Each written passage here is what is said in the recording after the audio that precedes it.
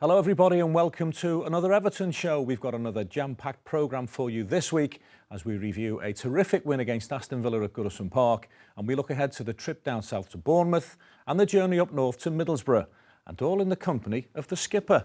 A very warm welcome to the Everton show, Jags. The first and most obvious question, how are you? Not too bad, getting there.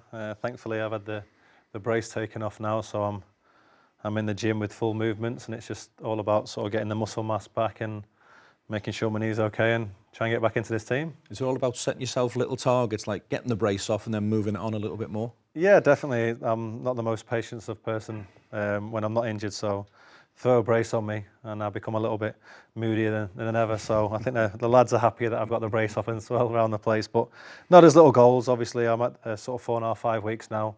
I'll go and see the knee specialist. He gives me the thumbs up, then I can kick on and hopefully the next couple of weeks get outside, even though it is a little bit cold and wet at the moment. I'm desperate to get out there and speed up my recovery. But you've got to be patient, haven't you? Got to do as you're told. That I'd like to see, by the way. Well, plenty more from Jags later in this week's Everton show, and he'll be joined by this lot. Yeah, we've got the attacking threats of Raman, Jerry and Aruna on the counter attacks and with open play, but we've got that security as well from the defence, as well as Gazbarri and James McCarthy. So today was a great all-round performance. Delivering that social benefit, that economic benefit, we've got a track record of doing that, albeit around Goodison in the city, but we know we can make a real difference. Little Jerry, everyone seems to call him Little Jerry. He's in fantastic form at the moment. He's the one player you would buy a ticket to come and watch. Yeah, I think it's a nice city, very calm, so just a little bit cloudy and rainy, but I think when you talk about getting to a final, a trophy, I think it's a really good chance. I mean, if you ask me, will Everton win up there? I think we've got a really good chance. The boys have done well though, Jags, haven't they, the last few weeks? Yeah, definitely. We've talked about trying to get some momentum going, especially just before the Christmas period, and 10 goals, 11 goals in sort of 3 games, including the West Ham game, is fantastic. Obviously, we'd have loved to have picked up a win at West Ham, but I think the return's been decent, and we've got a nice run of fixtures now where we want to get stuck in and hopefully get the momentum going. It's a big week, isn't it? We'll talk a lot more about Bournemouth and Middlesbrough later in the show, but there's no two ways about it. This is a big week for Everton.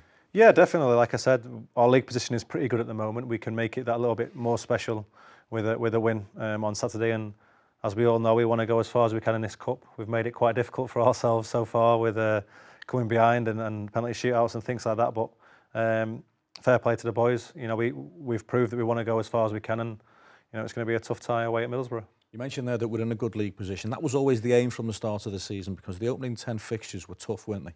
Yeah, definitely. We knew when the fixtures came out it was going to be a difficult start. Especially after the start we had last season as well, where the pressure would be on for us to come out of the blocks a bit better. There's games where we felt we could have done better, but the points tally that we've got for this stage is more than sufficient, and hopefully, like you say, with all these games coming up over the Christmas period, we can get the points in the bag and stay at the top end of the table. Certainly given ourselves a platform to work from, haven't we? Well, Saturday's 4-0 demolition of Aston Villa took the Blues' Goodison Park tally to 10 goals from the last 2 games, and all from open play, don't forget. The Evertonians are thoroughly enjoying watching their team perform at home, and so is the manager. This is Roberto's assessment of that latest victory. Well, I think it's always a very good sign when you can keep a clean sheet, and obviously you can score 4 goals but create a real threat in everything that we did. I thought the performance was perfect in everything that we wanted.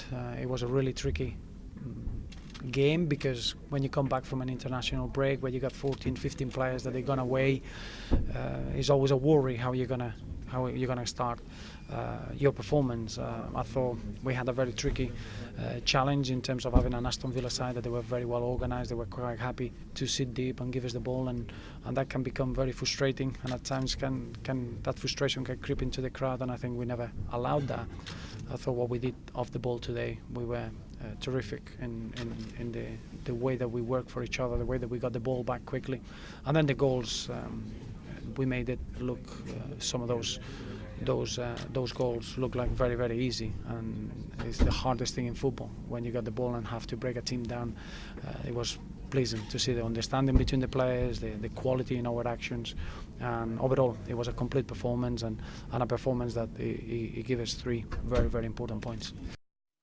We are very much a team that looks like we've got goals in us at the moment, aren't we? Yeah, it's amazing. You know, last season when we were struggling a little bit and we had game after game, and you know, you get that feeling when you come into a game and you're not sure who's going to get the goal and are we going to create enough chances, and obviously that puts a little bit more pressure on the defence.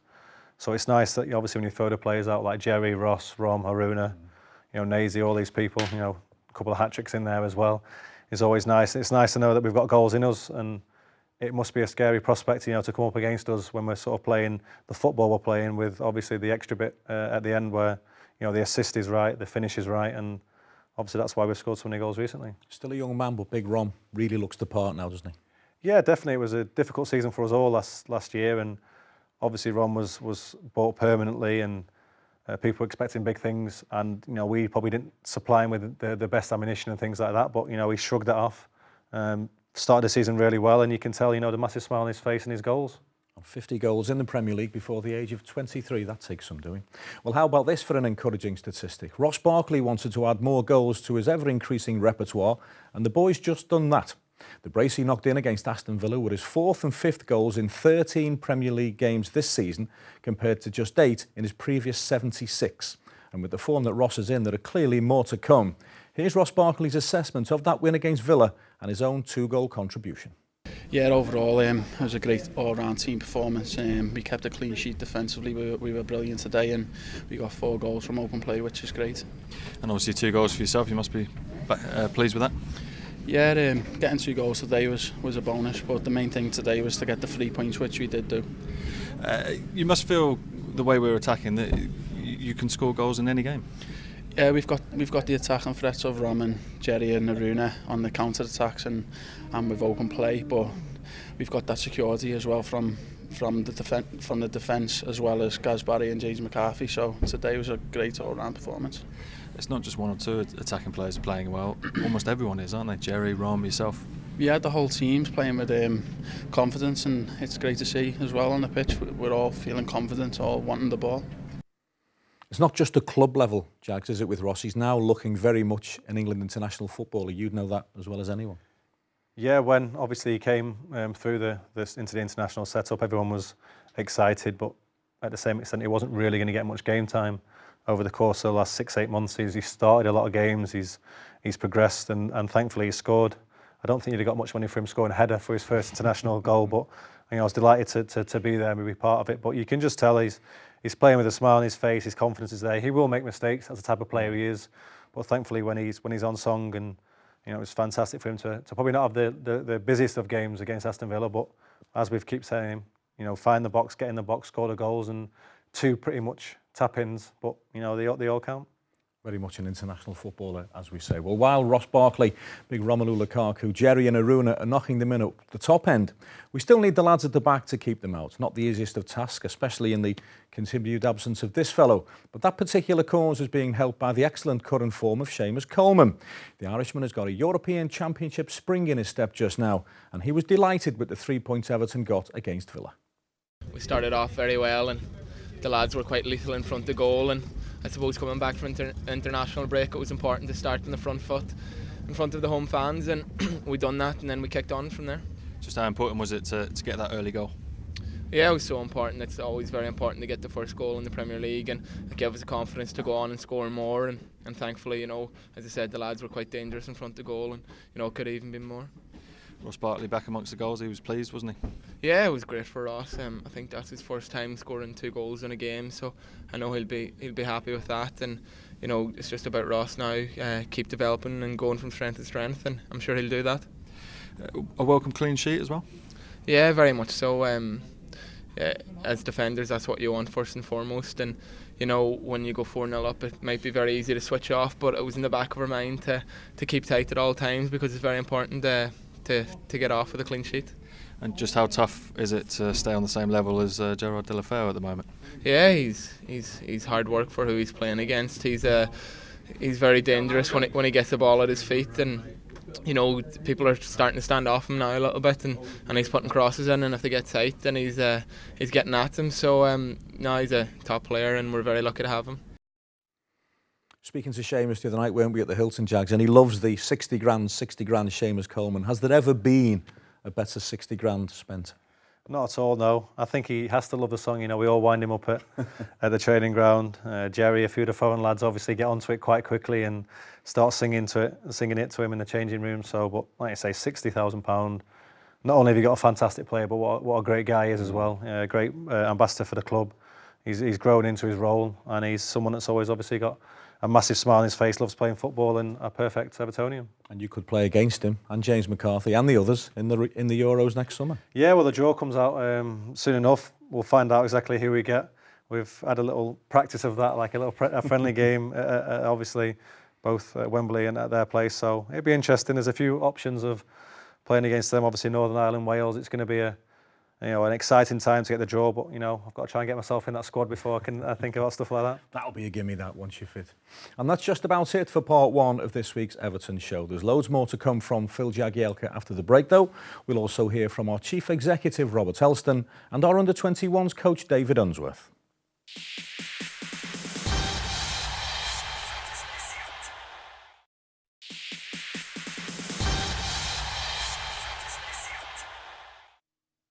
Welcome back to part two of the Everton show. This is the section of the programme when we traditionally get under the skin of the football club, and if my studio guest this week is our on-the-field leader, our next guest is the man tasked with leading from the front off the pitch. Everton's general meeting took place on Monday evening, and this is Robert Elston speaking about the issue of a potential site for a new stadium. The stadium is a really challenging project, but it's a fantastic project. It's something that gets us really excited. It did at day one and it still does. But it's challenging, and as the shareholders saw tonight, in my view, there has only been one stadium built in the last 15 years, greater than 50,000, that's been built really through a very simple funding model, which is Emirates, and two other stadia, the Etihad and West Ham moving into Olympic Stadium, are very different deals. So that really was presented to show the fans and the shareholders the challenge that we face. Now, the only way to overcome that challenge is to form partnerships, and actually partnerships that reflect what other stakeholders want to get out or could get out of a particular project.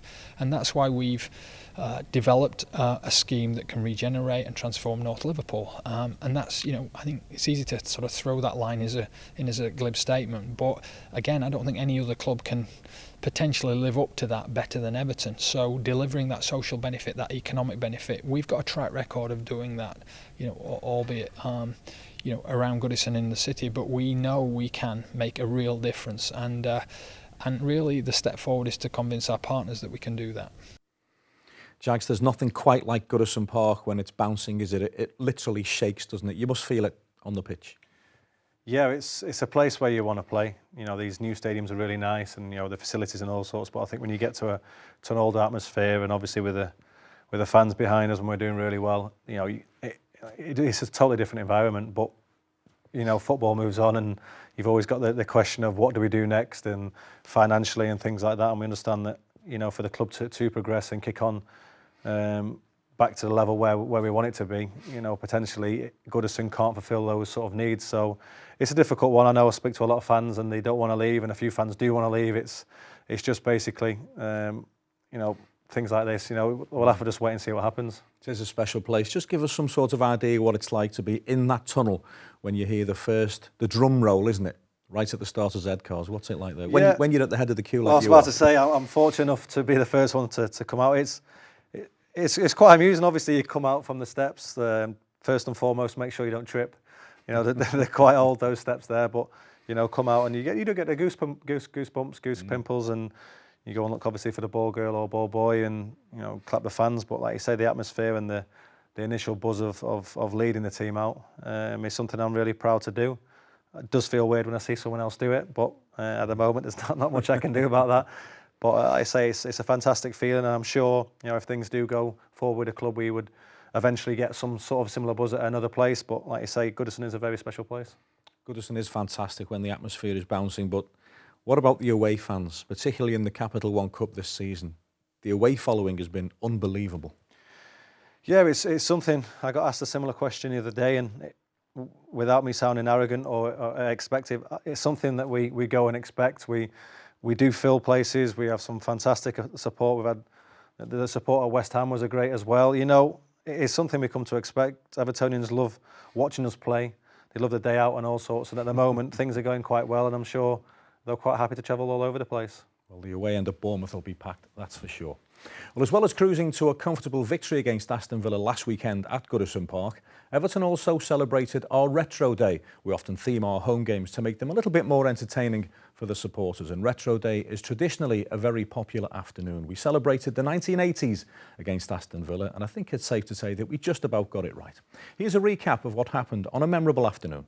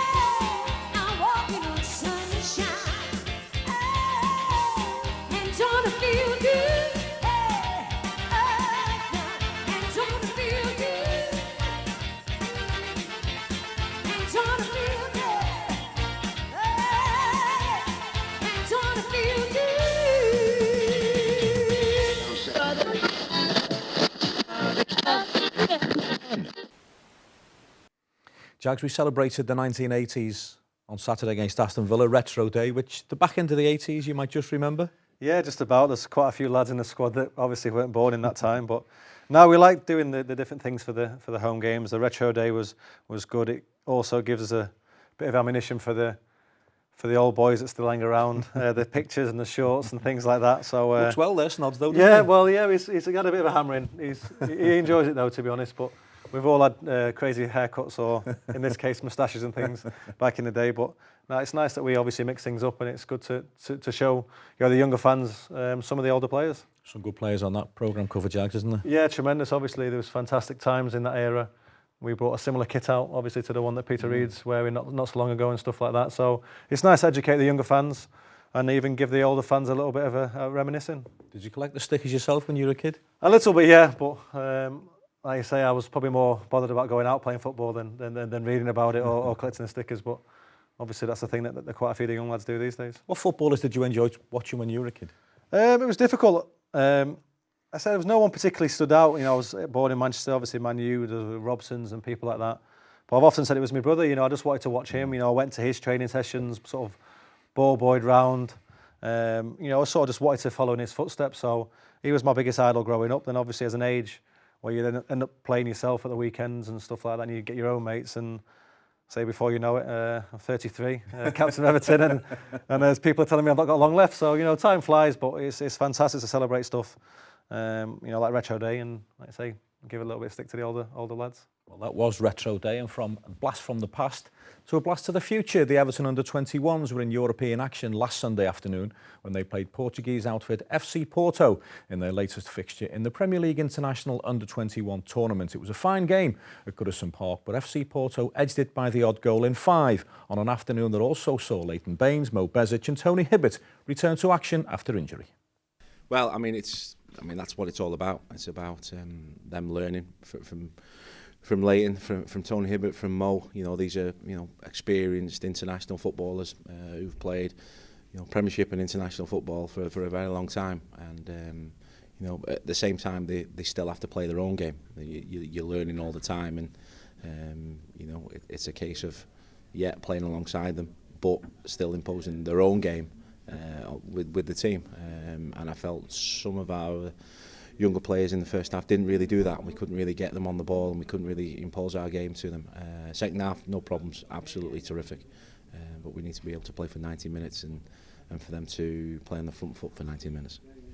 and we seen yesterday that David Hanan netted at Fleetwood, and Ryan on his debut man of the match. That must please you, the reports coming back from yesterday. Yeah, I spoke to David yesterday. He was delighted. That's 2 terrific games he's had now. His first 2 games for Fleetwood, getting the goal as well, which is a bonus, which is his job. Conor Grant played at Doncaster. Ryan Ledson played as well. So that's the big moments for us. That's why they're out on loan, to play games, to play for 90 minutes in front of crowds, to learn, to keep learning, and to aid their development. And yeah, delighted when I saw that yesterday, and long may that continue. And it looked like Courtney and Bainesy went off with a few problems. Is there anything, no update there, or just too early to tell? Bainesy was always going to play 45 minutes. Mo was going to play 70 minutes, and he just got a little whack before the hour mark, so we didn't want to take any risks. So no problems there. But yeah, everybody's okay. How good is it to see Leighton Baines back out on the football pitch, by the way? Yeah, massive. You forget how long he's not played for. He had unfortunately, he made the decision to obviously have the operation on his ankle, and then, pretty much back ready to play again, and a bit of a mishap in training, and he had to start from scratch again. So mentally, it's tough to get over those sort of breaks. But he's there now. He's just trying to find his feet, with playing, the football side of it now. His fitness levels are up there. He's a very hard-working lad. He's been very professional since he's been injured, but he's just getting those minutes in on the pitch. But I said the boys have done really well in his absence, but pretty much our best player for the last 4 or 5 years. Obviously, we've missed him. What about this guy? You and Unzi go back a long way, don't you? Yeah, Dave. I obviously played with him at Sheffield, then he went to Wigan and moved. Obviously, came back, took control of the 21s. Great guy, and it's what the club's about. I knew a lot about him being, one of the fans' favourites at Everton. You watch the old footage and the videos, and he always pops up, whether he's scoring a goal, taking a penalty, or obviously we're crunching tackles. So the fans love him, truly so, and it's nice that he's come back to sort of his spiritual home, shall we say, and he's doing a fantastic job motivating the young lads. He also knows when to send the young lads out on loan. Himself and Joe Royle work very hard on that. David Hanan at Fleetwood. I thought that'd be a bit of a culture shock for the boy, but by all accounts, Jags, he's done well. Well, you spoke about the 2 lads, the 2 guys, should I say, that are in charge, Joe, and Dave.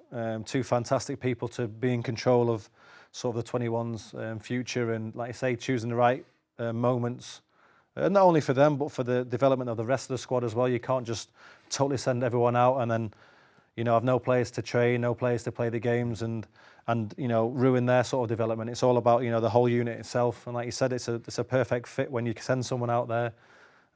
You're never 100% sure whether it will come off for them or not, but when someone starts really well and gets those minutes under the belt, it's fantastic for the experience. The development of the young players is certainly in safe hands down at Finch Farm. And we've reached the halfway point of this week's Everton show. Coming up after this short break, we'll bring you our big interview section, and it goes without saying that our focus this week will be on the life and times of Phil Jagielka. So don't go away.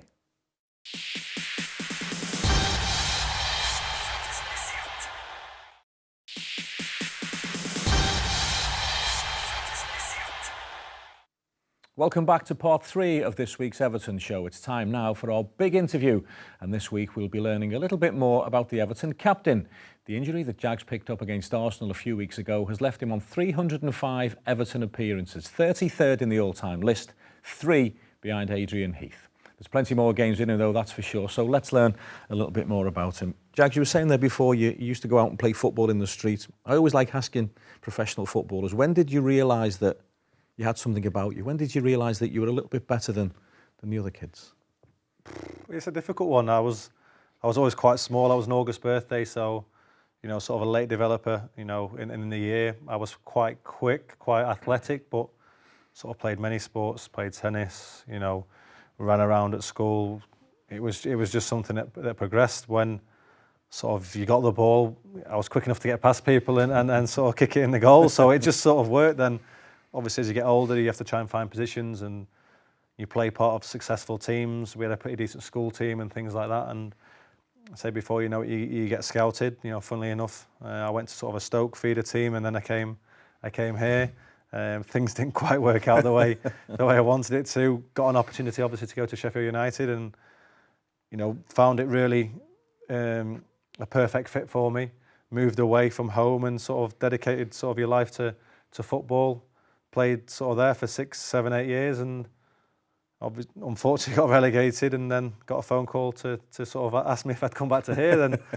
Then 8 years later, I'm still here. Yeah. But just going back to the jumpers for goalposts era, you're saying you were an August baby, so you weren't a centre half straight away then? Not at all, no.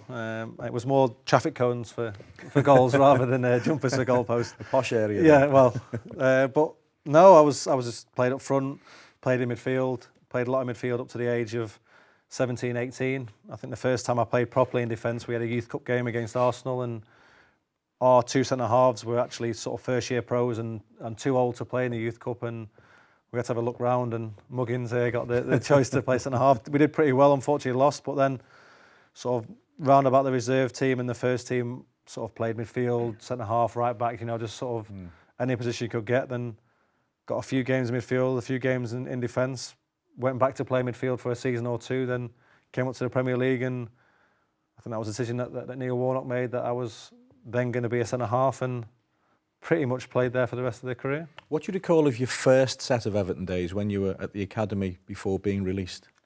Well, it wasn't at Finch Farm, it wasn't the academy, obviously it was at Belfield. Great times, really. You used to come, they had obviously state-of-the-art facilities back then, and everything was really close, and I really enjoyed my nights. I used to train with my age group, sometimes stay behind and watch, or possibly join in the age group above. And just really enjoy being part of it. It was heartbreaking when you get the news that for whatever reason I wasn't going to be asked to stay on, and it was a case of what do I do now. I went to Man City on trial, obviously quite local. One of the Everton sort of chief scouts went there, but confidence was rock bottom. I was probably the worst player there. Blaming the boots I had, blaming anything I could. Did you feel like giving up?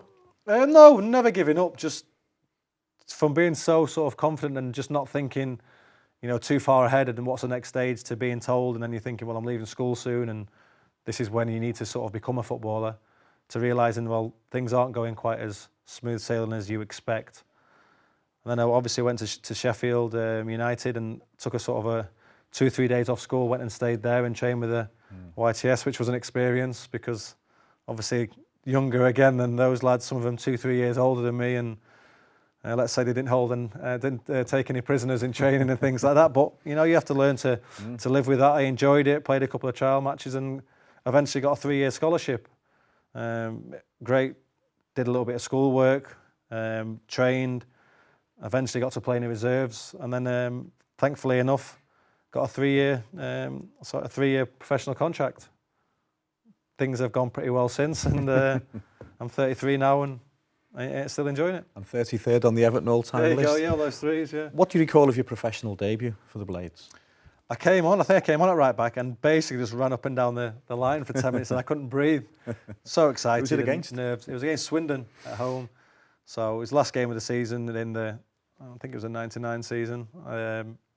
Strange, just a bit of a blur, to be perfectly honest. Then in and around the team for the next season, but didn't get too many opportunities. Then I think the season afterwards is when I started and played pretty much every game up to the time I left. You've mentioned that you played up front once or twice, right back, left back, centre half.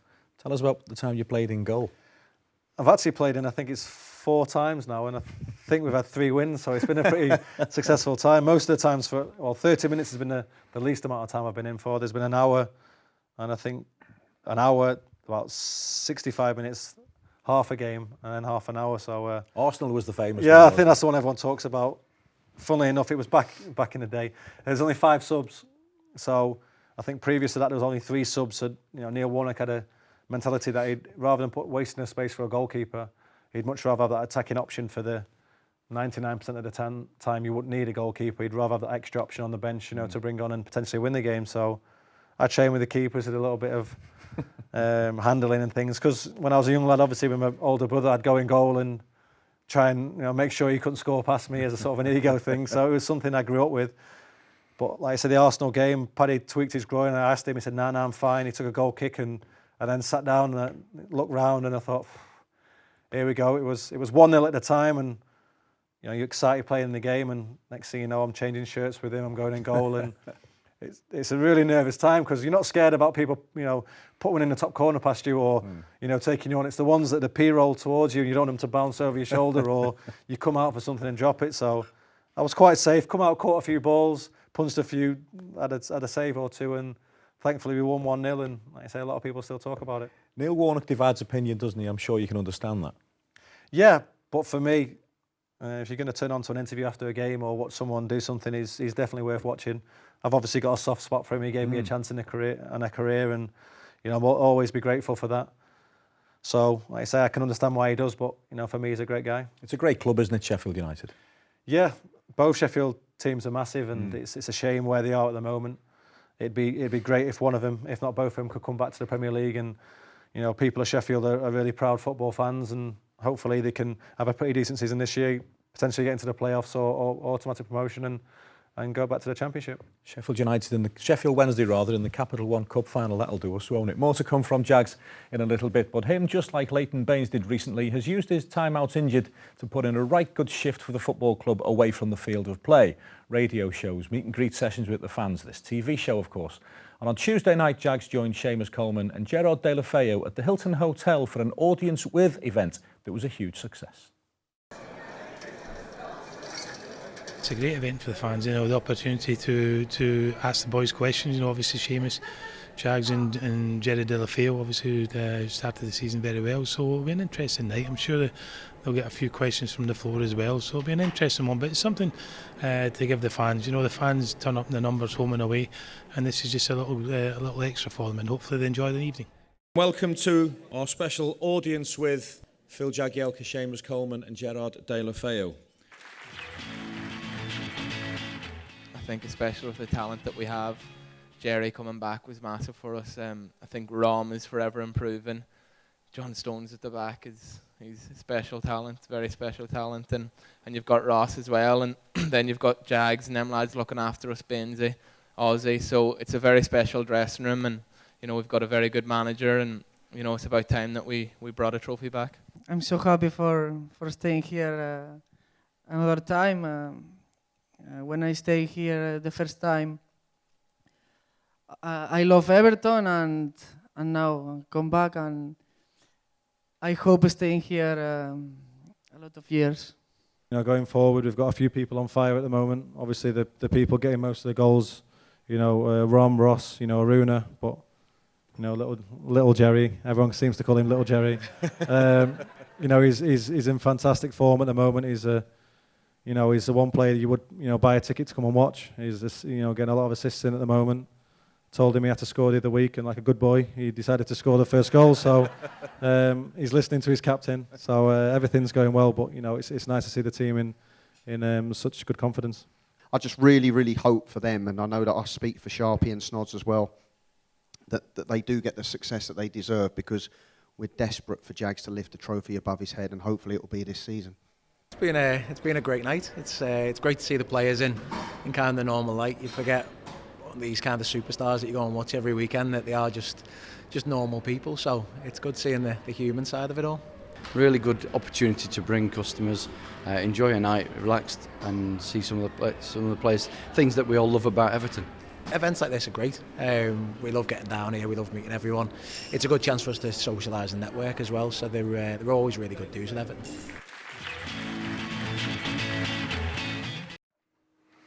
Let's push your career on then, Jags. How did the move to Everton eventually, after all those years, come about? Well, unfortunately, we got relegated as Sheffield on the last day of the season. It's still a really dark day in sort of the career, but that activated a relegation release clause, and it was quite simple, to be honest. We had to wait. There was a Tevez saga and all sorts that was going on, whether we were trying to get reinstated back into the Premier League and what was going on with that. So I had to wait for the first day of pre-season. Funnily enough, I did the first day of pre-season at Sheffield. Left Sheffield with my medical records and drove straight to Everton, did my medical, then drove up to Scotland to meet the lads. So it was a bit of a hectic first day. But I knew a couple of lads previously, AJ, Jolien, playing against them and playing with the sort of under-20s, under-21s with them. So there's a couple of friendly faces there, and as I expected, I settled in pretty quickly. And as a midfield player? Yeah, pretty much initially, yeah. Probably a bit of jack of all trades, to be honest. I was trying to get a game in any position, to be perfectly honest, but I say I've settled into my own position now, thankfully. 305 games later. And that's part 3 in the can for this week. Jags is hanging around for part 4, and that's when we'll start to look ahead to our very first ever league visit to Dean Court, and also, of course, our Capital One Cup quarter-final with Middlesbrough next week.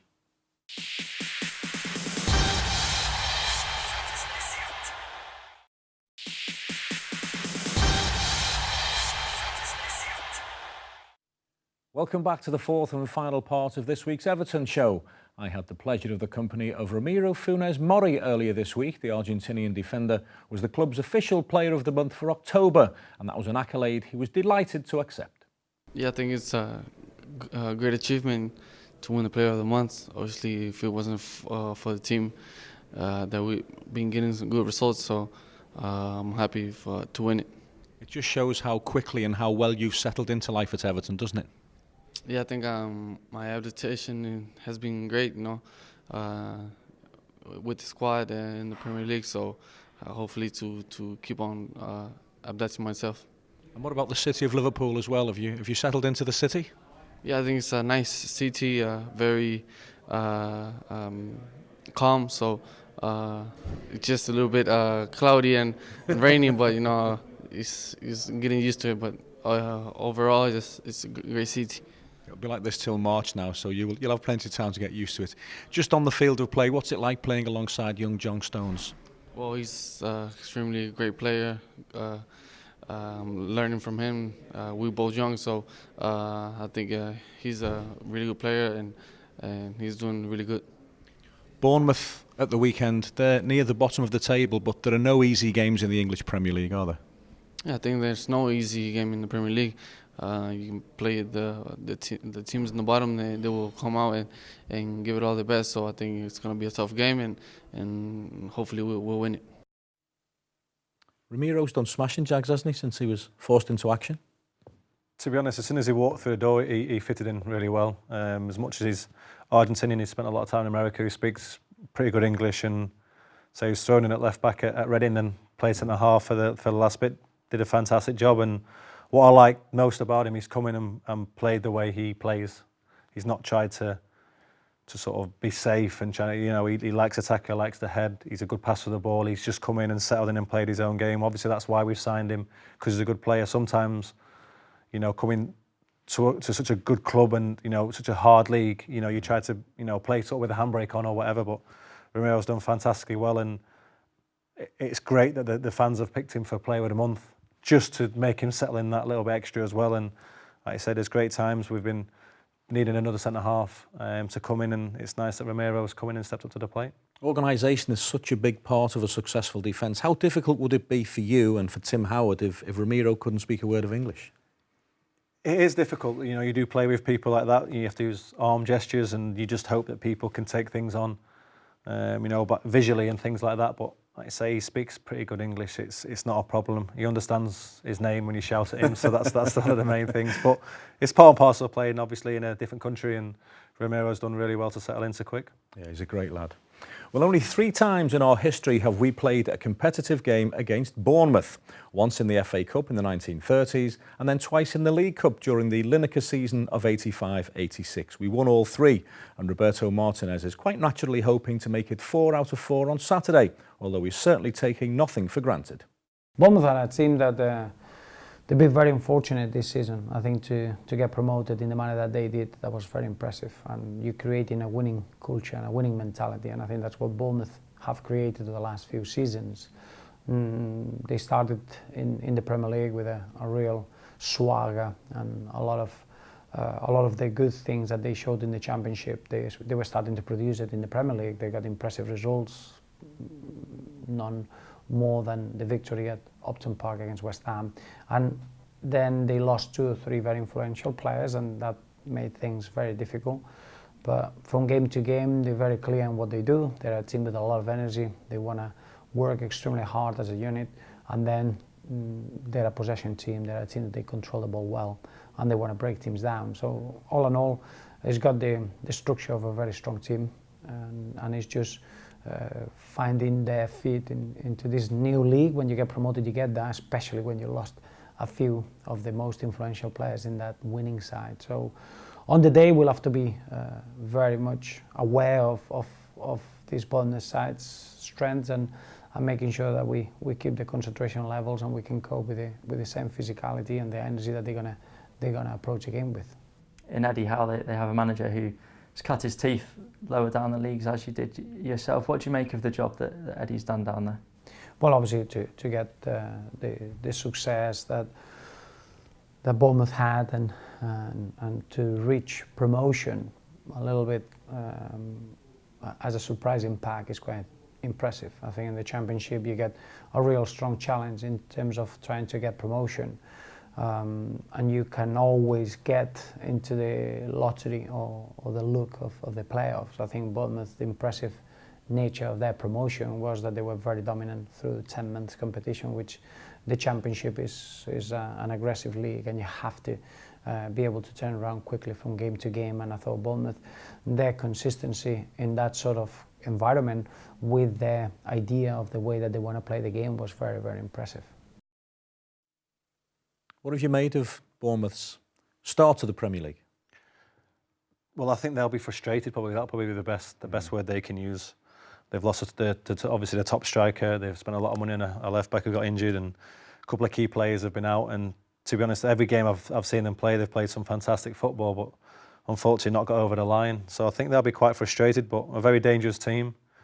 Obviously there's a player in there, or a player or two, that we know very well. We'll be looking forward to coming up against them again. But like I say, I think they'll be a little bit frustrated. They're a very dangerous team to go and play, especially at home. Sylvan and Dan Gosling, of course. Yeah, obviously Sil, it'll be a strange thing for the lads to play against him. He was here for so long and part of the furniture. Dan obviously didn't play as much, but will always be remembered for scoring against Liverpool. So there'll be obviously mixed emotions there. It'd be nice to get against him, but hopefully we can get the right result. Always nice to see old faces around the Premier League. Well, one of the oldest sayings in football is that you should always take things one game at a time. But when your game after next is a cup quarter-final, it's difficult not to get just a wee bit ahead of yourself. Championship promotion hopefuls Middlesbrough stand between the Toffees and a place in the semi-final of the Capital One Cup. And a man who knows what it's like to win silverware in the Royal Blue of Everton is tipping us to go through. This is Peter Reid. I watched them last night, as it happens. Middlesbrough just beating QPR in the last minute, and at the Riverside they're tough. But you know, I think when you talk about getting to a final, a trophy, I think it's a really good chance. I mean, if you ask me, will Everton win up there? I think we've got a really good chance. Yeah. And obviously can be buoyed by the fact we've played away at a couple of Football League clubs already and managed to navigate tricky ties. Yeah. And there's a couple of lads getting fit in there. Gibson, Besic is back now. I think if knowing Roberto and how far we've gone in the competition, I think we play a really strong side there. So I've got to say I make Everton favourites, even though it will be difficult. Doesn't surprise you the fact that we've sold 5,000 tickets for that game? Well, the supporters are absolutely outstanding, and I think it tells you something. I think the supporters have got a little bit of smell in the nostrils, of Wembley Stadium. And once that happens, especially at Everton, I was involved in a few good cup runs many years ago. But talking to the fans, I think they fancy it. So there'll be the support up there will be absolutely outstanding. And I think it's going to be really good. They're not bad then. I know Steve Agnew is a coach there, first team coach, so it'll be well organised, disciplined, but I've just got a feeling Everton will have too much for them. You say that the fans can smell it. Do you think the players can as well at this stage? Oh yeah, without a doubt. I mean, this is no disrespect to Middlesbrough because they're a great club, but if you're a Premier League player and you're going up there in a quarter final and you know if you can beat them, you're in the semis, they'll know what it's all about, the players, yeah, without a doubt. Which players have caught your eye in this season in particular? I love McCarthy. I think he's, well, I won't do it like a midfield player, but I think he's an outstanding player. I think a lot of his work gets overlooked because he's one of them who sees things, fills holes, wins it and passes it. And I do love Lukaku as well. I think if you get the ball in the box to the big fella, he's a handful. And it's hard to pick players because, as you've got to have a balanced team, a balanced squad. But if I was going to pick two, they'd be the two. Peter Reid knows what it's like, Jags, to play in a League Cup final for Everton and an FA Cup final and a Cup Winners' Cup final. And when he says the supporters can smell it at the quarter-final stage, are the players the same? Do you start to think about Wembley when you get to the quarter-final stage? I think you have to. I think, you know, looking forward, you don't want to get ahead of yourself, but, you know, it's the if, buts and maybe sort of come in. A little bit different, obviously, to league competitions. But, you know, the lads will be desperate to go as far as we can. We've improved from sort of the last couple of seasons, which has been a good thing for confidence. But, you know, this is where it starts to get interesting, doesn't it? Tough away trip, Tuesday night against Middlesbrough, but, you know, hopefully we'll go there, put a good performance on again, not go 1-0 down like we normally do this season in the Cup, and, you know, put our name in the hat for the next round. And that's obviously when the proper excitement starts, and, you know, everyone will be desperate to watch the draw and sort of make sure that we get a decent team. Beautifully summed up as well. Championship promotion hopefuls, and Reedy said, they're not bad them. And he's right. Well, a first ever league visit to Bournemouth and a Capital One Cup quarter-final. There's certainly an exciting week ahead for Evertonians to hopefully enjoy. It's been an absolute pleasure to have the company of Phil Jagielka alongside me on this week's Everton show. I'm sure you've enjoyed it too. My thanks as well to all of you for tuning in, and please do join us again next week. Same time, same place. We'll see you then.